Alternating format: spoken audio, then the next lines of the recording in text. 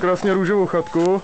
A hned se zeptáme prvního kolem Tomáši, jaké jsou pocity z růžové chatky a 4 lůžek? Jsem spokojený, jako vynikající bydlení, nádhera. Víc jsem se nechspřál ani. Jdem se podívat nyní dovnitř. Do píči, kde tady je to světlo? Krásná ubytovna ukrajinská, skoro jak na Oharce. Máme tady zrcadlo, můžete se podívat na mě. Jaké jsou pocity, Vojtěchu, z krásné cesty?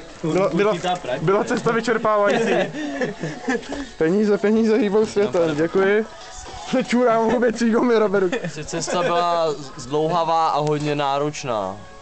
A museli jsme čekat na Bennyho hlavně pořád, takže... Jsem já. A jinak jsem spokojený, no. Děkujeme za rozhovor, pane Martinovský, vy nám něco řeknete určitě. Ještě si natoč tu střechu zdru, tak ať se všichni podívají, jakou máme střechu. Jo, ještě já tady ukážu, tam roste, tady ty pavučiny, mech tady máme, číslo 94, krásné číslo jsme vyfasovali. Růžová chatka z dříve, modrá, jak vidíte. Ale nejvíc nadšený je Macana, viditelně.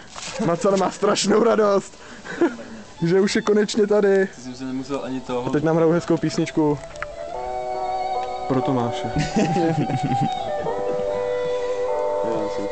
Já jsem v piči. Co je, Míšo?